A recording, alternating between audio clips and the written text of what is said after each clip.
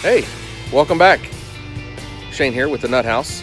Today we're going to be looking at a valve cover. I've got a couple of valve covers that I got from a guy just to kind of practice with and play around with to do this powder coating. I did pick up some stuff the other day when I was at Home Depot just to kind of see if it would work better than trying to clean these up in a different way. Since they're doing valve covers, I did one the other day in the sandblasting cabinet. Come to find out, I really think that was probably not the best idea. So we had to do a really good job of cleaning it on the inside. And I told the guy who picked it up, make sure we do a lot of cleaning on that and flushing it out before you kind of run it, because I'd really hate something to happen to his motor. So what we're going to look at is we're going to do a paint stripper, the aircraft paint stripper. We're going to dab that on this thing and kind of see how it works. Hang tight.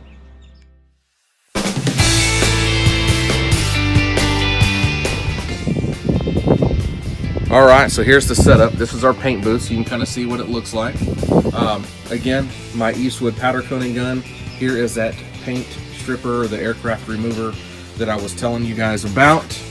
Here it is right here. So we've got the aircraft paint remover. So we're gonna get this poured into a little container that I have here.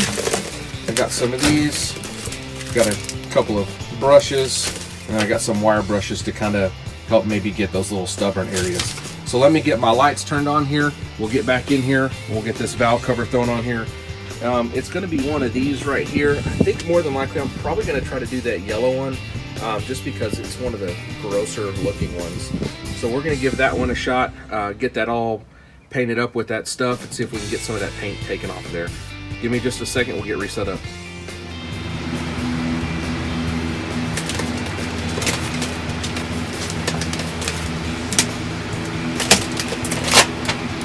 These. I'll sit down, we'll put these down here.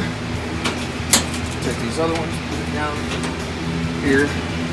Got my paintbrush. I really hope y'all can see me in this window here. Let me look and see. Yeah, I think I'm doing okay. Trash. All right.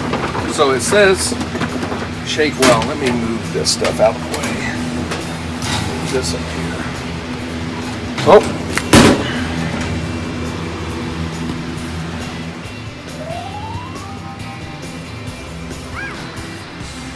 Alright, so I goofed up. I bumped this thing and knocked it over. So I'm going to try to do this and hold it by hand. So let's get this stuff, and we'll get it, shake it up real well. You know what, I'm going to stand you up right here while I do this. Hopefully I don't knock you over again. Make sure we do this in a well ventilated area. As you can see, I do have my fan on, so it's kind of pulling some of the air away, and hopefully it'll pull out some of those fumes. Got a softball game tonight. I want to make sure that I'm 100% there. Man. So we're going to take this, we're going to pour a little bit in this container here. That looks probably enough, I would guess. I don't know. We will find out.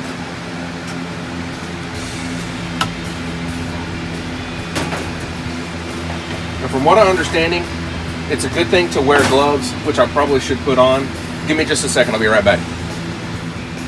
All right, we're back. Got my gloves. Get these things put on.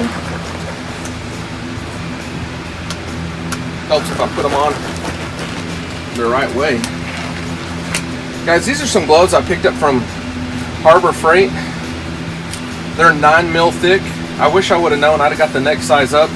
I normally wear a size large in the other gloves, but they're not near as thick as these. And if you've kind of got a big hand to begin with, it really makes life a little difficult trying to put these things on. So now we're all gloved up. Set that there. Let's grab this valve cover here. Hopefully I don't knock you over again.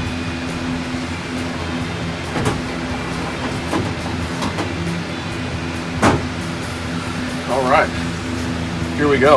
Look how gross that is. So let's see if we can get this stuff dabbed on there and get this all cleaned up.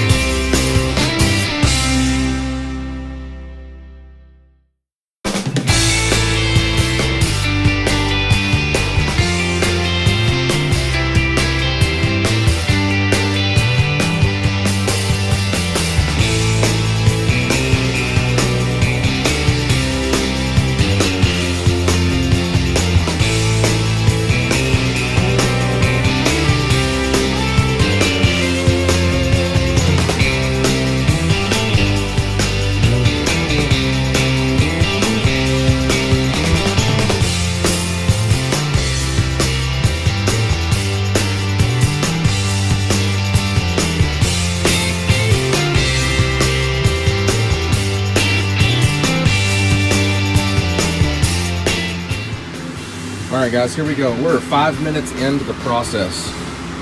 And look at what it's doing already. Look at that paint just bubbling up. Bubbling up.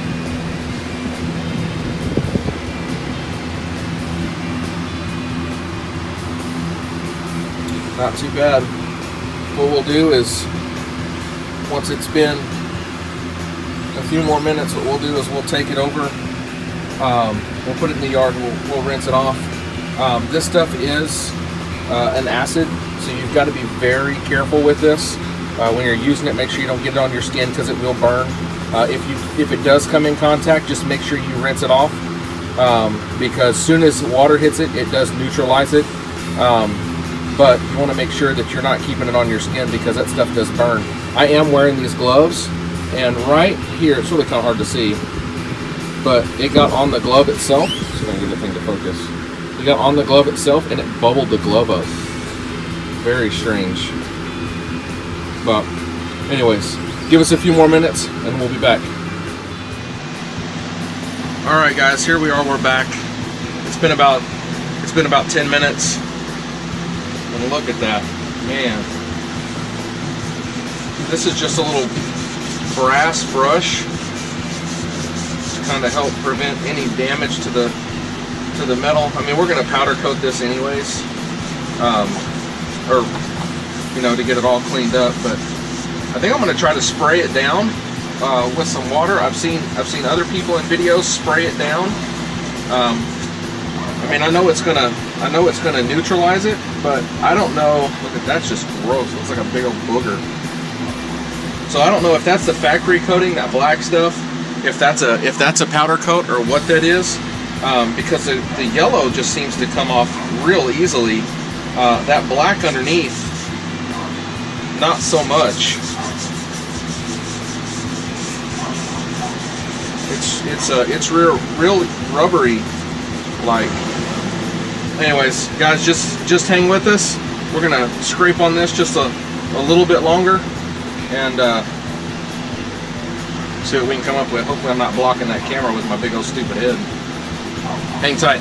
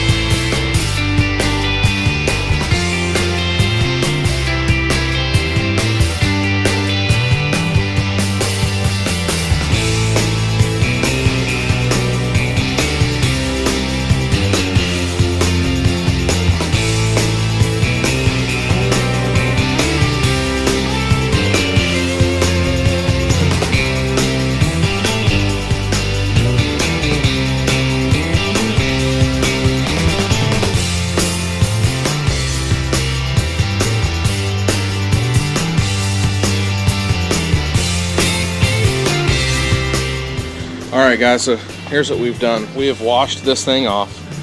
This is what we're looking at right now. So it's still got a long ways to go. So I'm going to let it sit here and dry for a second since I have sprayed it down with water. I'm going to let it sit here and dry for a little bit. I'm going to run and pick my daughter up and then we'll be back. Give us a little bit.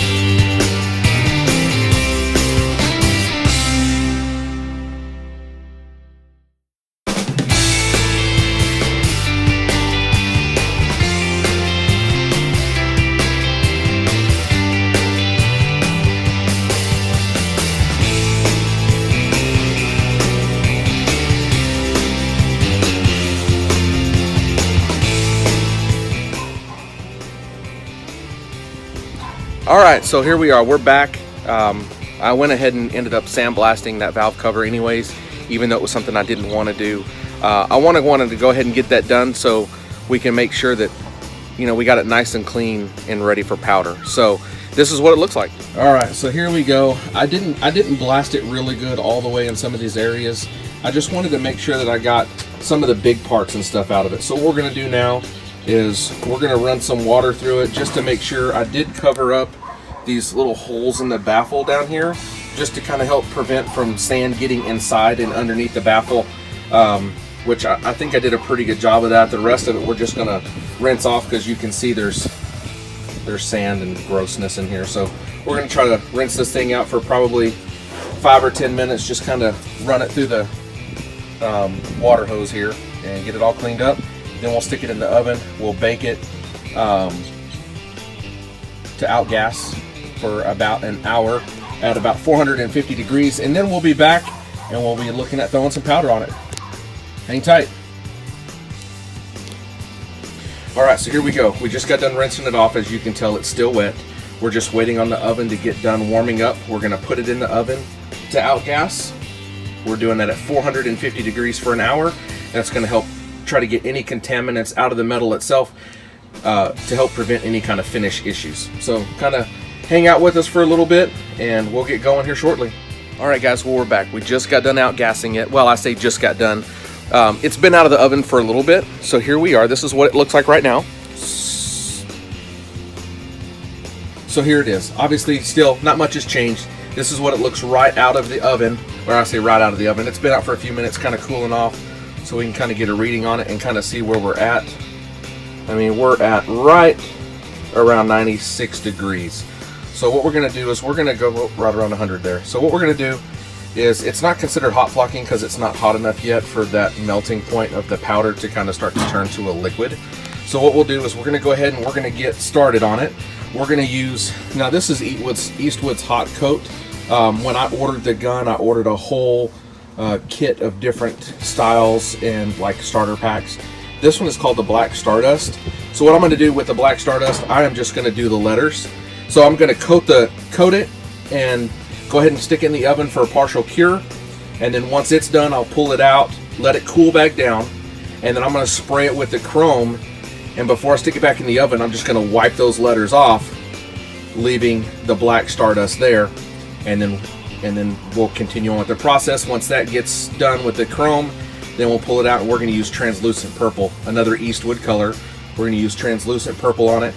And again, we're gonna spray it all down. We'll wipe off the letters, leaving them black, and hopefully it turns out nice. All right guys, so we just sprayed it. There it is. There's that Stardust Black. So we've got it in the oven. We're gonna let it flow out and cure for just a few minutes. Then we'll pull it out so we can see what it looks like. That way we can apply the chrome after that. All right, so here's where we're at. We just got it out of the oven. It's been cured. It was in there for about 10 minutes. As you can see, I didn't spray the whole thing because I really wanted to focus on just mainly the letters. And obviously when I sprayed it, got a little bit of overspray, but that is the Black Stardust. So it does have some flake in it. I was a little disappointed. I kind of wanted more flake in the lettering, but hey, it's okay. We're working on this. But yeah, it's really kind of hard to tell right now, especially in this lighting, you know, the colors that it is. But anyways, so we're gonna let this cool down to the touch, then we're gonna spray it in chrome, and we'll be back. Hang tight.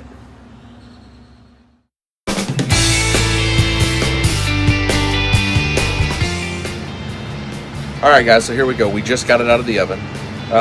It's not too bad. It's not too bad. We're still learning. So that's, you know, part of the whole deal, man. It's just a learning process. So here, let me flip it around so you can see what it looks like.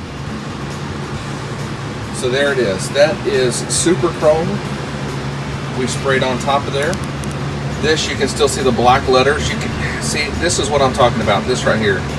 So I don't know if if I'm not doing this right, maybe I've got too much pressure.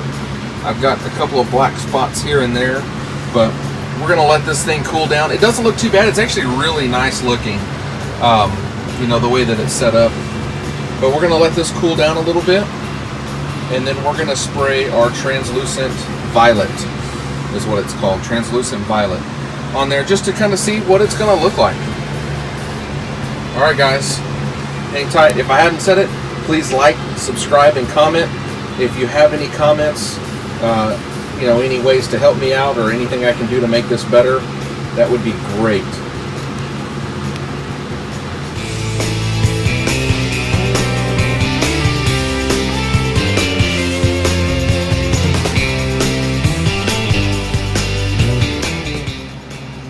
Alright guys, so we just got done spraying it with the translucent violet. We've got it in the oven baking. As you can tell, there it is. We've got, what, 17 minutes left, and then we're going to pull it out of the oven. I'll give you a little sneak peek, show you what it looks like. Alright, there it is through the glass. You can kind of see it. See if we can pop this thing open here real quick. You can get a, there it is. Not bad looking. Again, we're still learning. These are practice pieces. Guys, please, again, comment if you have any words of wisdom or anything you can kind of help me out with. I am having a lot of issues with Faraday cage effect. I did put in a ground, so I have a ground there. I'm using a metal booth. I mean, I don't know. Is it the metal booth that's my problem, or what? I'm not quite for sure. But please, again, if you have any words of encouragement or ideas or something, tips and tricks that I can try, I would greatly appreciate it.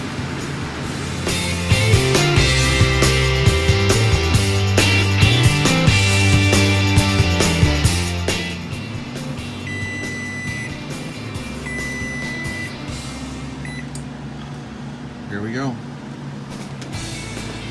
Wow, check it out. I can already see some light spots. You can see them right back there.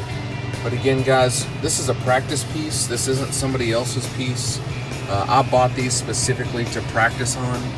So again, please like, subscribe, comment. Tips and tricks would be great to kind of help me perfect this. So if somebody does want this kind of stuff done, that'd be great. Let me get it pulled out of the oven. We'll get it put over here in the booth so you can see it.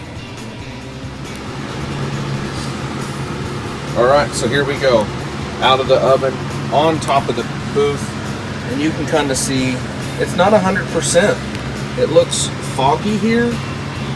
Some places look really good. I really do like the way that this turned out. It was kind of something I was really wanting for it to turn out so I could see how well it does. Not too bad. A little bit of buildup in there, but again, you know, we're just learning.